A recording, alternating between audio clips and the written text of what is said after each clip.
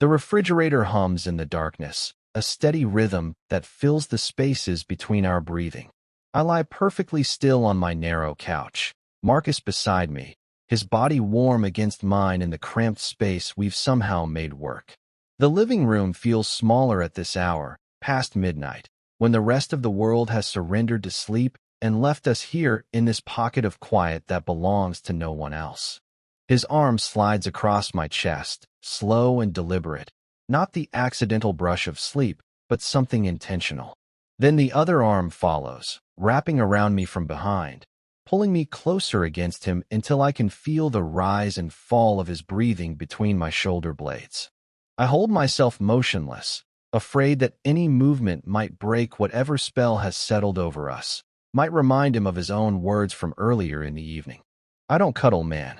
He had said it with that easy dismissal he uses for things that make him uncomfortable, the same tone he reserves for questions about feelings or the future or anything that requires him to look too closely at himself. We had been talking about his ex-wife, about the way she used to complain that he never held her, never stayed close after. He shrugged when he told me, like it was just another incompatibility that had driven them apart. Nothing more complicated than preferring different movies or disagreeing about dinner plans. But now his arms tighten around me, and I wonder if loneliness changes the rules we make for ourselves. If the weight of an empty house and too many quiet nights can make even the most stubborn among us reach for whatever warmth is within reach. His breath is steady against my neck, not the quick, shallow pattern of someone still awake, but not quite the deep rhythm of sleep either. Something in between, some state where honesty slips out before we can catch it. The couch is too narrow for two grown men. Really, a piece of furniture meant for one person to stretch out alone or two people to sit upright and maintain appropriate distance. But we've arranged ourselves here anyway, legs tangled, my back pressed against his chest, fitting together like we've done this before. Like our bodies know something our minds haven't admitted yet. I stare at the far wall where shadows from the streetlight outside create patterns that shift with the movement of tree branches in the wind. The familiar shapes of my living room look different from this angle, transformed by the darkness and by the impossible reality of Marcus holding me. The coffee table we built together last spring. The bookshelf lined with novels I've read and reread, stories about other people's lives and loves and losses. The television that played old movies until we both grew too tired to focus on the screen. Everything looks the same, but something fundamental has shifted. The air feels thicker, charged with a tension that has been building for months without either of us acknowledging it. All those evenings when he stayed later than necessary, when conversations stretched into hours, when silence felt comfortable rather than empty. All those moments when his hand would rest on my shoulder or his knee would press against mine and neither of us would move away. His breathing deepens, and I wonder if he's falling asleep or just settling deeper into this embrace that shouldn't exist. I want to turn around, to see his face, to understand what this means to him. But I'm terrified that any movement will remind him of his own boundaries, will send him pulling away with an awkward laugh and some excuse about being tired, about not thinking clearly. So I remain still and let myself feel the weight of his arms around me, the impossible gift of this closeness I've never dared to ask for. In the morning, we might pretend this never happened. We might return to the careful distance that has defined our friendship for decades. But right now, in this moment that exists outside of time and explanations, I let myself be held. The story of how we arrived at this moment begins years earlier, in the careful architecture of a life built to avoid questions. I am 38 years old, a high school English teacher in a town small enough that everyone knows your business, but polite enough to discuss it only in whispers. My house sits on Maple Street, a modest two-bedroom with white trim that I repaint every 3 years, a lawn I mow every Saturday morning at precisely 9 o'clock, and a mailbox that bears only my name in simple black letters. Inside, everything has its place. Books arranged alphabetically on custom shelves. Kitchen counters clear except for a coffee maker and a small plant that somehow continues to thrive despite my tendency to forget it for weeks at a time. The walls display photographs of family gatherings where I appeared dutifully at the edges, smiling the practiced smile of someone who has learned to be present without taking up too much space. My parents at their 40th anniversary, my sister's wedding, my nephew's graduation. But nowhere in this careful collection will you find a picture of me alone, no evidence of a life that belongs entirely to me. This is the existence I have cultivated through 2 decades of small compromises. The dutiful son who calls his mother every Sunday evening and never misses Christmas dinner. The reliable brother who helps move furniture and babysits without complaint. The trustworthy friend who listens to everyone else's relationship troubles and offers advice I have never had the chance to test myself. I have become expert at being what others need me to be, bending my shape to fit whatever space is required. The questions began in college, whispered speculation that followed me through dormitory halls and lingered in the spaces between conversations. Why don't you date anyone, Adrian? There was this girl in my Victorian literature class, Sarah, who had kind eyes and brought me coffee during finals week. When she asked me to study together, I said yes, because it seemed like what I should do. When she kissed me outside the library one evening in April, I kissed her back, because I thought maybe this was how it worked. Maybe desire was something you could learn like any other skill. But lying next to her afterward in her narrow dorm bed, staring at the ceiling while she slept pressed against my shoulder, I felt nothing but the hollow ache of pretending. The weight of her head on my chest felt foreign, like wearing clothes that belonged to someone else.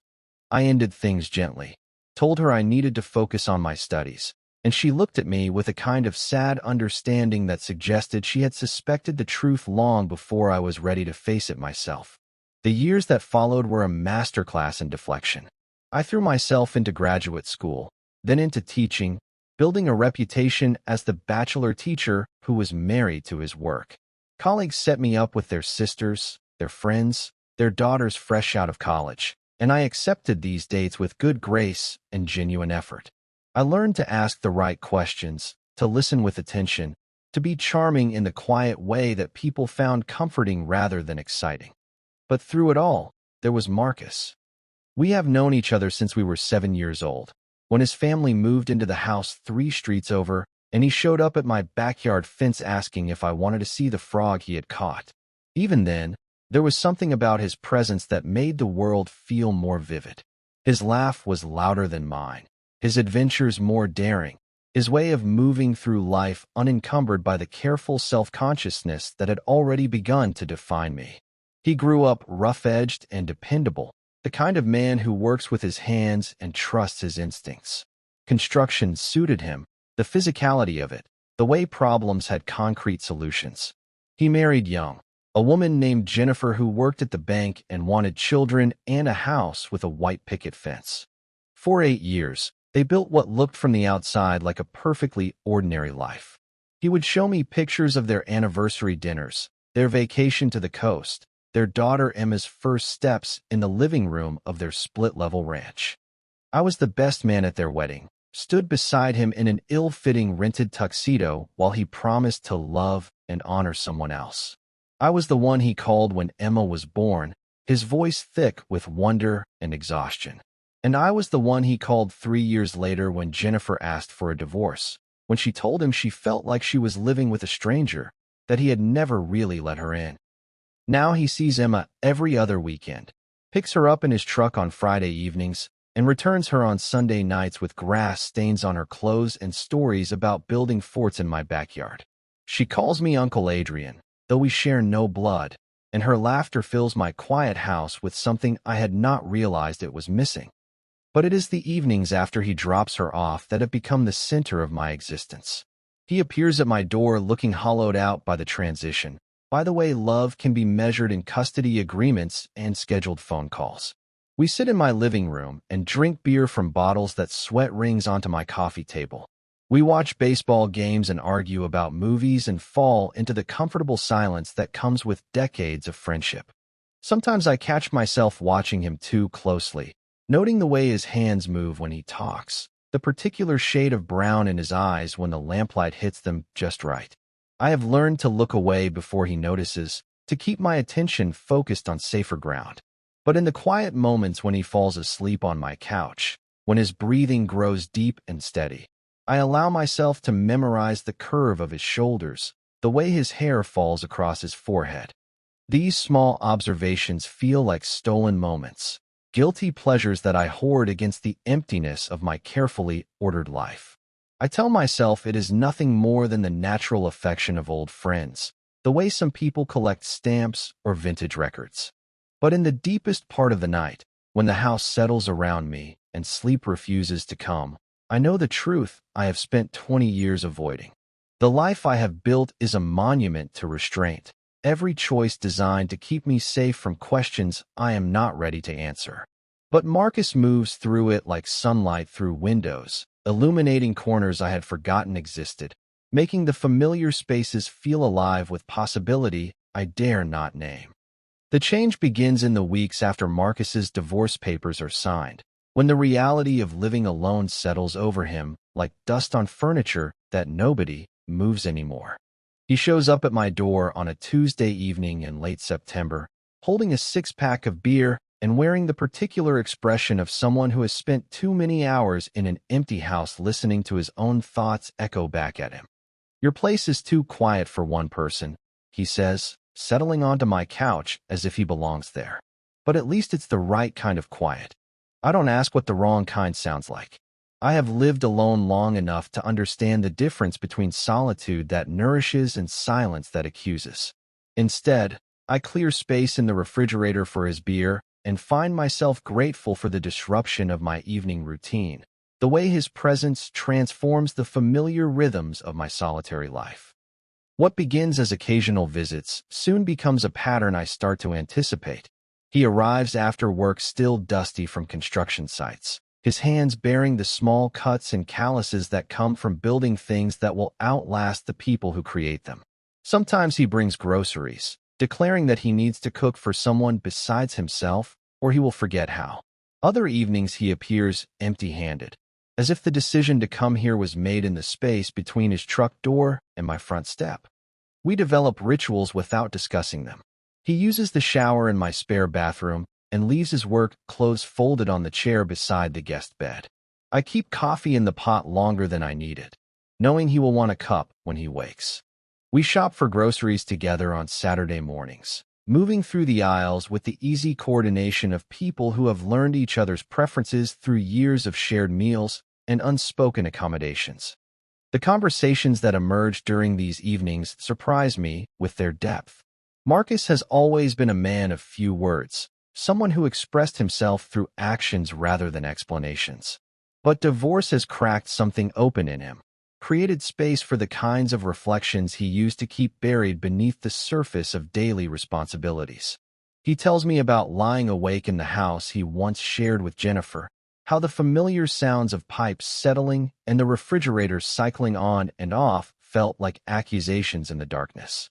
How he would find himself standing in Emma's empty bedroom, surrounded by toys and books, and the faint smell of the lavender lotion Jennifer used to rub on their daughter's feet before bed. How failure felt like a weight he carried in his chest, something that made ordinary tasks like making coffee or folding laundry feel impossibly difficult.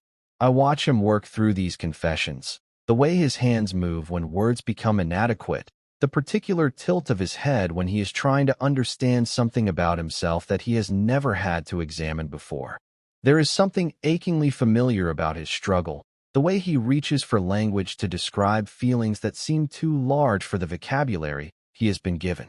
During these moments, I feel the old boundaries between us growing thinner. The careful distance I have maintained for decades begins to feel less like protection and more like a barrier that keeps us from something essential. When he falls asleep on my couch, I find myself lingering in the doorway longer than I should, studying the way relaxation transforms his face, how sleep erases the lines that worry has carved around his eyes.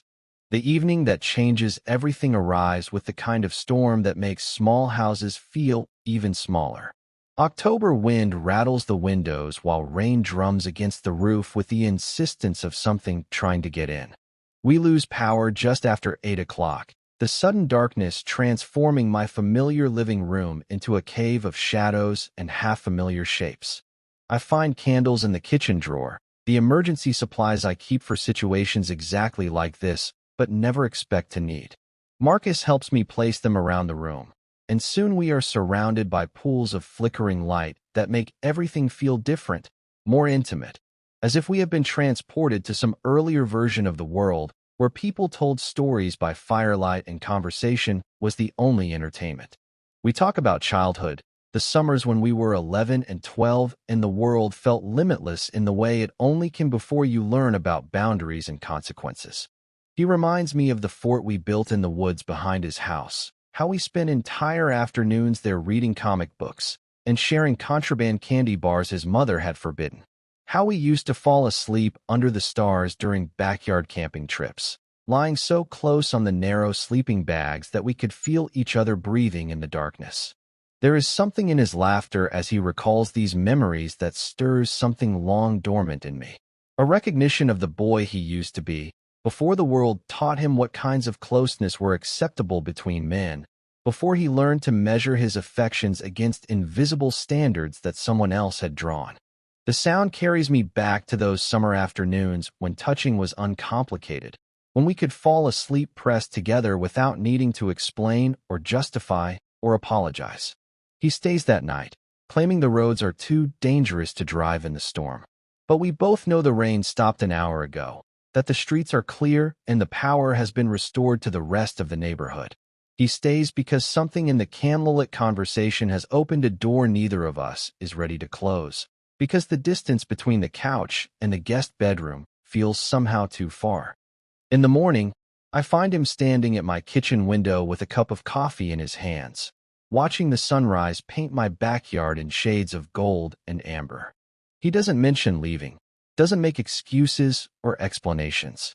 Instead, he asks if I want eggs for breakfast, if I have any plans for the day, if it would be all right if he stayed a little longer. I tell him yes to all of it, though what I really want to say is that he can stay as long as he needs, that my house has never felt more like home than it does when he is in it. But some truths are too dangerous to speak aloud, too fragile to survive the translation from feeling into words. So I say yes, and he makes breakfast while I shower. And when I come downstairs, the kitchen smells like bacon and coffee and something else I cannot quite name. Something that feels like possibility, like the beginning of a story I have been waiting my entire life to tell. The breakfast that morning marks the beginning of something I cannot yet name, but can feel shifting beneath the surface of our friendship like tectonic plates finding new positions. Marcus does not leave after we finish eating. Instead, he settles into my Sunday routine as if he has always been part of it, reading sections of the newspaper aloud while I grade papers at the kitchen table, offering commentary on articles about local politics and high school sports scores that makes me laugh despite myself. When evening comes, he makes no move toward the door. The guest bedroom remains empty while he claims the couch again, spreading his long frame across the cushions with the practiced ease of someone who has learned to make himself comfortable in temporary spaces. But there is nothing temporary about the way he arranges my throw pillows, the way he knows without asking where I keep the extra blankets. This becomes our new pattern. He arrives after work and stays through breakfast, sometimes through the entire weekend.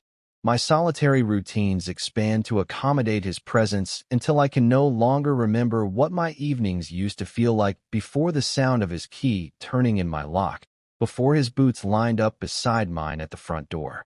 We develop an unspoken choreography around my television, settling onto the couch with the kind of casual intimacy I have never experienced with another person.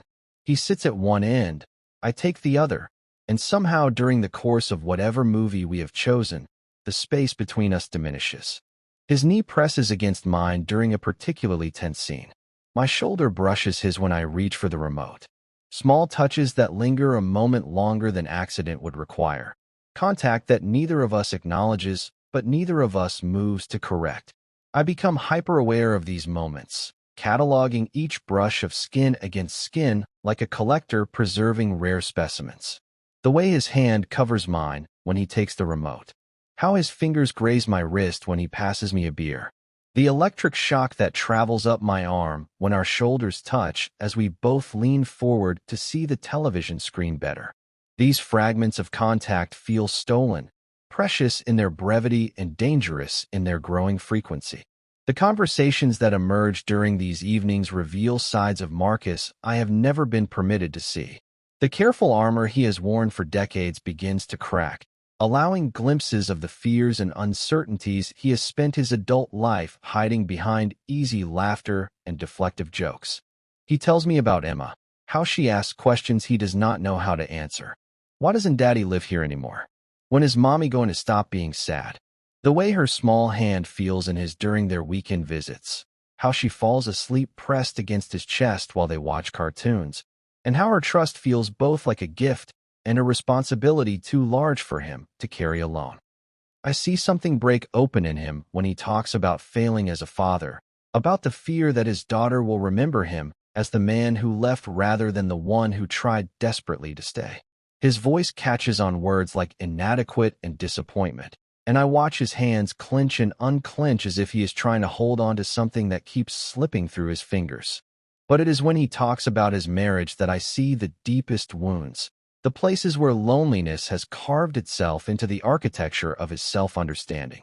He describes the feeling of sharing a bed with someone who felt like a stranger, how Jennifer would turn away from him in the darkness, and he would lie awake wondering what essential part of himself he had failed to offer.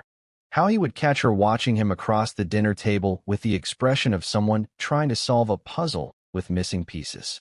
She used to say I was somewhere else, he tells me one evening in October, his voice barely audible above the sound of rain against my windows. Even when I was sitting right there, she said it felt like I was thinking about being somewhere else. And the thing is, Adrian, I don't even know where that somewhere else was supposed to be. These revelations create a new kind of intimacy between us, deeper than the physical closeness we have begun to allow ourselves. I find myself looking forward to these conversations with an anticipation that feels both necessary and dangerous. The way he trusts me with his vulnerabilities awakens something in me that has been dormant for so long I had almost forgotten it existed. The longing not just for touch, but for recognition, for being seen as essential to someone else's understanding of themselves. The details of daily life take on new significance under the weight of this growing connection. The sound of his laugh echoing through my kitchen while he makes coffee in the morning. The way he stands at the counter reading news on his phone, one hip cocked against the cabinet, his hair still damp from the shower. How he moves through my space with increasing familiarity, opening drawers to find utensils, adjusting the thermostat without asking, claiming corners of my home that I have never shared with anyone else. Each gesture feels weighted with meaning I am afraid to examine too closely. When he folds his clothes and leaves them on the chair in the guest room, it feels like a declaration of permanence. When he stocks my refrigerator with beer and the kind of bread he prefers for morning toast, it feels like an acknowledgement that this arrangement has moved beyond temporary convenience into something more substantial. I catch myself watching him with an intensity that would be impossible to explain if he noticed. The way his hands move when he talks. The particular shade of his eyes when afternoon light filters through my living room windows. How his face changes when he smiles. The way genuine amusement transforms his features from merely handsome to something that makes my chest tighten with an emotion I cannot name without consequences. The atmosphere in my house grows thick with unspoken possibilities. Every shared meal feels charged with significance. Every moment of comfortable silence carries the weight of words we cannot say. The space between us on the couch becomes a territory we navigate with increasing boldness, each evening bringing us fractionally closer until our bodies exist in a state of almost touching that leaves me hyper-aware of every breath, every shift in position. There are moments when I catch him looking at me with an expression I cannot quite decipher. Something that might be curiosity, or recognition, or the same careful hunger I feel building in my own chest. But when our eyes meet, he always looks away first, and the moment passes without acknowledgement, another addition to the growing collection of things we choose not to discuss. I know this cannot continue indefinitely. The tension we are creating has a weight to it, a sense of inevitability that makes the air in my house feel too thin some evenings. Something is building between us that will eventually require words, require choices, require us to name the thing we are creating in the space between friendship and something else entirely. But for now, I content myself with these small intimacies, these fragments of closeness that feel like miracles in the context of a life I have spent learning to want nothing more than safety. Mark is sleeping on my couch with his arm thrown across his eyes to block the morning light. The sound of his voice calling my name from the kitchen when coffee is ready. The way my house feels alive when he is in it, filled with a presence that makes even familiar objects seem touched with new possibility. The revelation arrives on a Thursday evening in November when the first real cold snap has settled over the town like a familiar blanket. Marcus appears at my door later than usual, carrying a bottle of whiskey and wearing the particular expression of someone who has spent the day wrestling with thoughts too large for the confines of his own skull. "Emma called today," he says without preamble, settling heavily onto my couch. "She wanted to know if I was lonely." The question hangs in the air between us, too honest for the careful territory we have been navigating. I pour whiskey into 2 glasses, the amber liquid catching the lamplight like captured sunlight, and wait for him to continue. 8 years old, and she's asking me if I'm lonely. He takes a long swallow and stares at the wall where my books cast shadows in neat, orderly rows. What kind of father raises a daughter who worries about whether he has enough people to love him? The whiskey burns warm down my throat, loosening something in my chest that has been wound tight for weeks. I want to tell him that loneliness is not something a child should have to fix, that Emma's concern speaks to her kindness rather than his failure. But the words that come are simpler, more direct than I usually allow myself. "You're not alone," I say. "You know that, right?" He looks at me then with an intensity that makes my breath catch, as if he is trying to read something written in a language he has not yet learned to speak.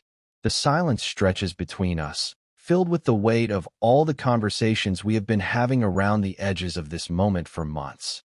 We drink more than we should, the whiskey creating a warm haze that makes the familiar boundaries between us feel less substantial, more negotiable. Our conversation drifts from Emma to work to memories of childhood winters when the world felt both smaller and infinitely more full of possibility. The space between us on the couch diminishes with each refilled glass until our knees are touching, until the heat from his body feels like something I could lean into without consequence.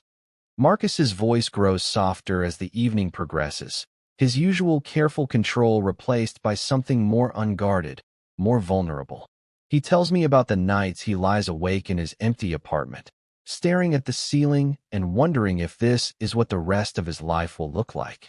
How he sometimes drives past his old house just to see if the lights are on, if Jennifer and Emma are safe inside the life he could not find a way to fit into.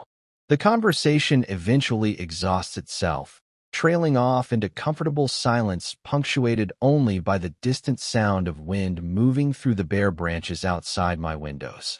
Marcus leans back against the couch cushions, his eyes heavy with alcohol and fatigue, and I find myself studying the curve of his profile in the lamplight, memorizing details I have no right to collect. When he begins to drift toward sleep, I should suggest he move to the guest bedroom, should offer him coffee, should do something to restore the careful distance we have spent decades maintaining. Instead, I remain perfectly still, afraid that any movement might break whatever spell the whiskey and exhaustion have woven around us.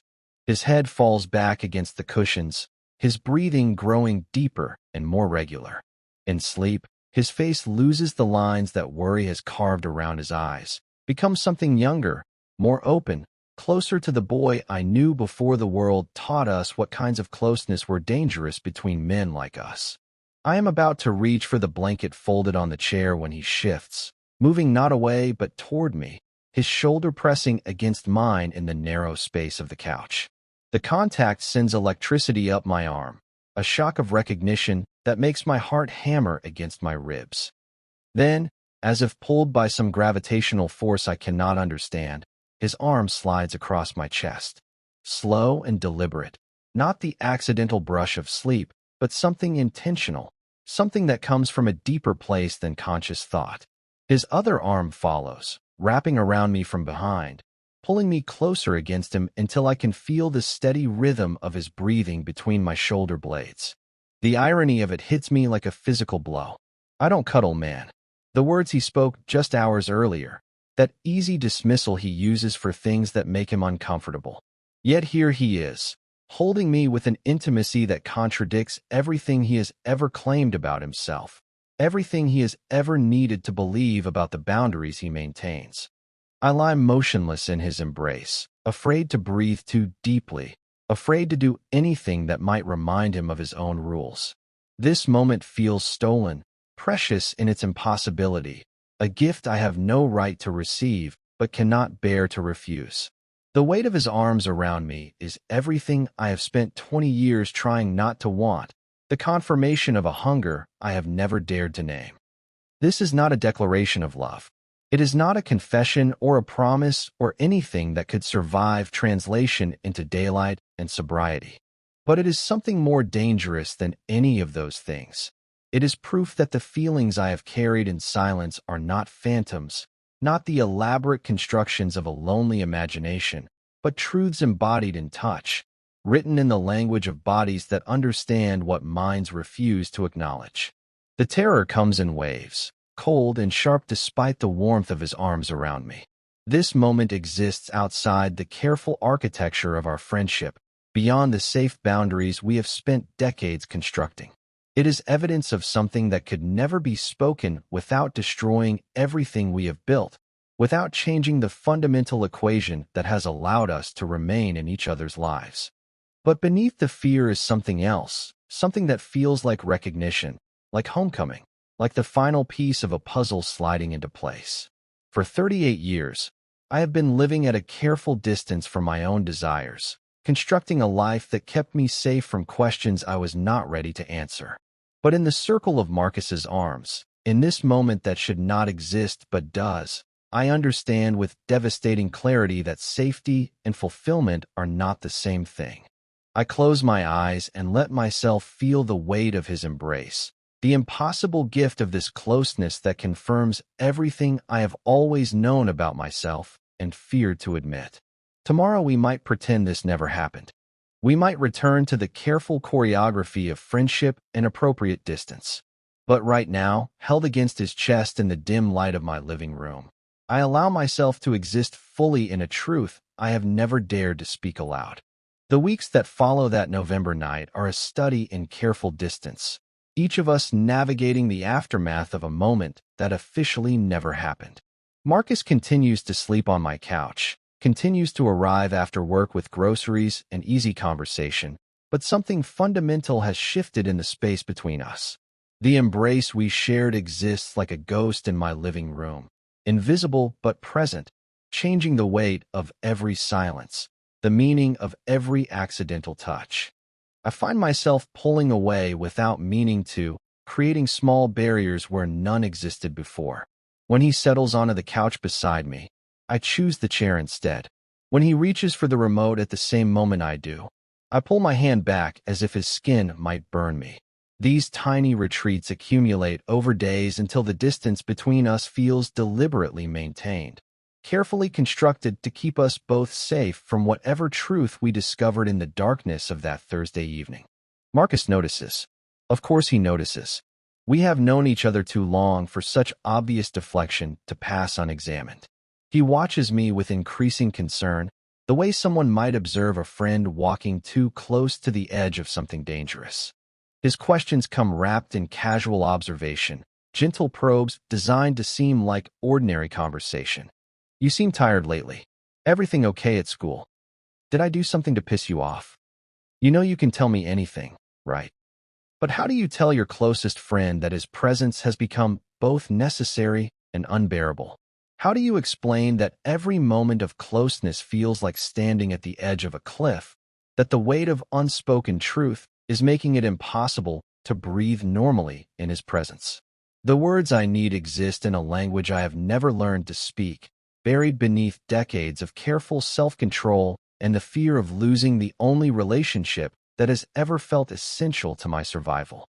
The breaking point arrives on a December evening when the first snow of the season has transformed my neighborhood into something from a Christmas card, all soft edges and muffled sounds.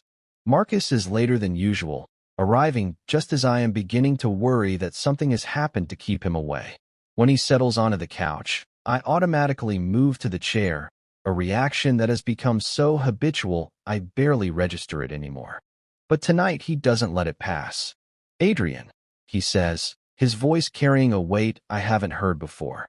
"What's going on with you?" The question hangs in the air between us, simple and impossible, and loaded with the accumulated tension of weeks of careful avoidance. I could deflect, could manufacture some excuse about work stress or the approaching holidays.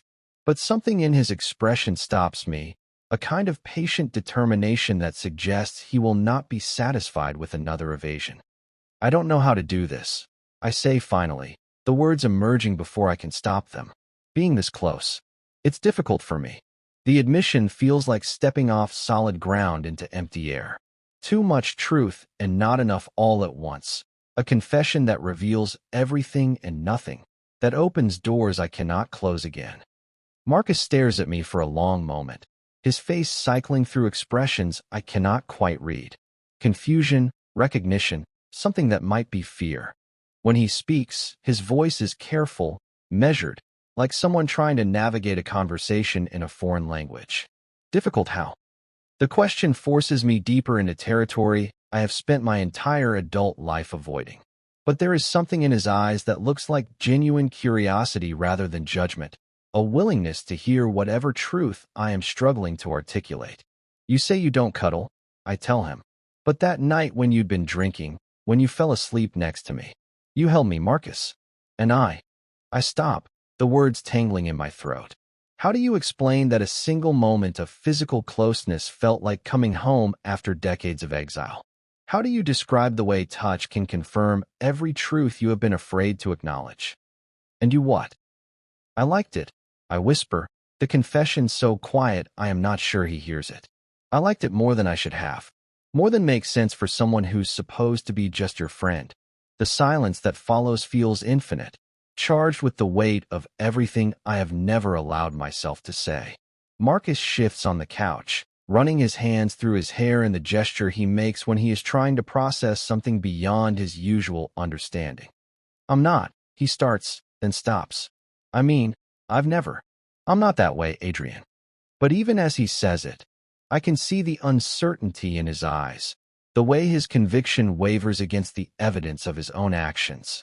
The late nights that have become routine, the increasing closeness on my couch, the embrace that happened without conscious decision, pulled from some deeper place than the careful rules he has constructed for himself. "Then why do you keep coming here?" I ask, my voice steadier now that the first terrible words have been spoken. "Why do you stay? Why do you hold me when you think I'm asleep?" The questions land like physical blows, and I watch him flinch away from their implications. But he doesn't leave. Instead, he leans forward, elbows on his knees, staring at the floor between his feet. "I don't know," he says finally. "I just know that when I'm here, when I'm with you, I feel less like I'm disappearing. Like maybe I'm not as alone as I thought I was." The admission breaks something open in my chest, a recognition of the loneliness we have both been carrying, the way we have been reaching for each other across the careful distance of acceptable friendship. But I know this moment requires more honesty than either of us has ever risked before. "I can't keep pretending," I tell him, the words coming faster now, as if speaking them quickly will make them easier to bear. "I can't keep erasing myself every time you touch me, every time you look at me like you're trying to figure something out. What I feel for you, Marcus, it's not friendship. It's more than that. It's been more than that for longer than I want to admit." The confession hangs between us like a bridge neither of us is sure we want to cross. Marcus looks up from the floor, meets my eyes for the first time since this conversation began, and I see something there that might be recognition, might be fear, might be the same desperate longing I have been carrying in secret for so many years. "Adrian," he says, my name heavy in his mouth like a prayer or a curse. "I know this could end everything between us.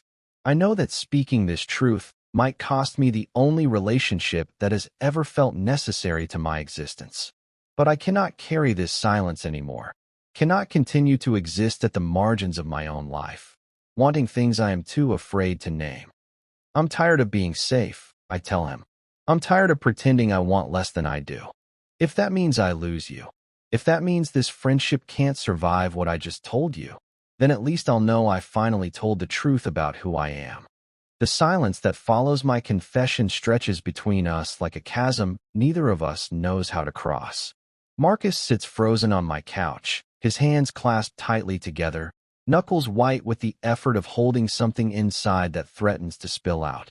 I watch him struggle with the weight of what I have laid bare, the way truth can transform familiar ground into treacherous territory. Minutes pass before he speaks, and when he does, his voice carries a tremor I have never heard before. I can't, he says, the words barely audible. I can't be what you want me to be, Adrian. I don't know how to be that. The rejection lands like a physical blow, but underneath the pain is something else, a recognition that he is not saying he doesn't feel it, only that he cannot allow himself to feel it. The distinction matters, even if it changes nothing about what happens next. He stands abruptly, moving toward the door with the jerky motions of someone fleeing a fire. But at the threshold, he stops, his hand on the doorknob, his shoulders rigid with tension. This doesn't change what we've been to each other, he says without turning around. It can't change that. But we both know that it already has. Some confessions are too large to take back, too fundamental to pretend never happened. The words I have spoken will live in the space between us now, coloring every interaction, every silence, every moment of ordinary friendship with the weight of what I have admitted and what he cannot accept. Then he is gone, leaving behind only the echo of the door closing and the sudden, profound emptiness that rushes in to fill the spaces his presence used to occupy. The next morning, I find evidence of his careful retreat. The blanket he used folded with military precision and placed on the chair where it lives when no one needs its warmth. The coffee maker reset to brew a single cup. His spare clothes vanished from the guest bedroom as if they never existed, leaving behind only the memory of a routine that briefly made my house feel like a home shared rather than a shelter endured. Days pass in a silence that feels different from the quiet I knew before Marcus began staying here.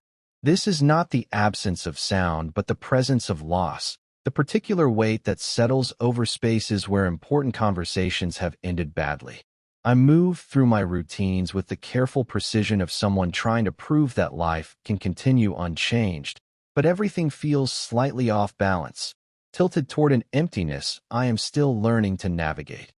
At school, I teach the same lessons I have taught for years, guide my students through the same literary journeys, but find myself distracted by thoughts of parallel lives. The stories we tell ourselves about who we are and who we might become if circumstances were different. During lunch breaks, I sit in my empty classroom and wonder if courage always requires such a steep price, if speaking truth always demands the sacrifice of what we most want to preserve. The loneliness that settles over me is sharp and immediate, but it carries within it something I have never experienced before, the clean weight of having been completely honest about who I am.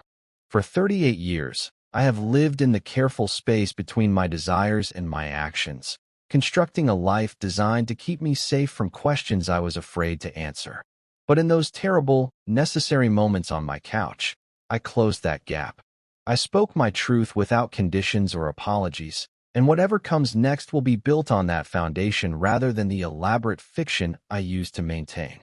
Christmas arrives with its usual demands for manufactured cheer, and I navigate the family gatherings with the same polite distance I have perfected over decades.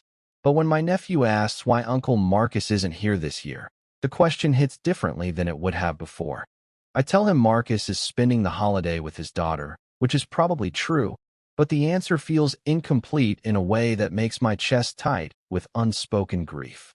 On New Year's Eve, I find myself standing in my living room as midnight approaches, looking at the couch where Marcus used to sleep, where he held me for one impossible night, when alcohol and exhaustion allowed truth to slip past the barriers we had constructed to keep it hidden. I run my hand over the cushion where his head used to rest, feeling for some trace of his presence, some evidence that the intimacy we shared was real rather than something I conjured from my own desperate longing. The indentation his body left is gone now. The memory foam returned to its original shape, as if he had never been there at all. But I carry the weight of his arms around me, the memory of what it felt like to be held without reservation, without apology, without the careful distance that has defined most of my relationships with other people. As the new year begins, I understand that I am not the same person who used to live in this house alone, who used to measure his days by their safety rather than their authenticity. Speaking my truth to Marcus changed something fundamental in me, opened a door I cannot close again even if I wanted to. I no longer know how to be satisfied with the careful compromises that used to feel like enough. The silence that surrounds me now is not empty but expectant, full of possibilities I am still learning to name. I have stopped hiding from myself, stopped pretending that safety and fulfillment are the same thing. Whatever comes next, whether Marcus finds his way back to my door, or whether I must learn to build a life that honors what I have discovered about myself, it will be constructed from truth rather than the elaborate evasions I used to mistake for wisdom. I do not know if love requires reciprocation to be worthwhile, if speaking truth is valuable even when it cannot change the outcome we most desire. But I know that I am no longer living at a distance from my own heart, no longer erasing myself to fit into spaces designed for someone else's comfort. And in the quiet of my house, surrounded by the familiar objects of a life I am still learning to inhabit fully, that feels like a beginning rather than an ending.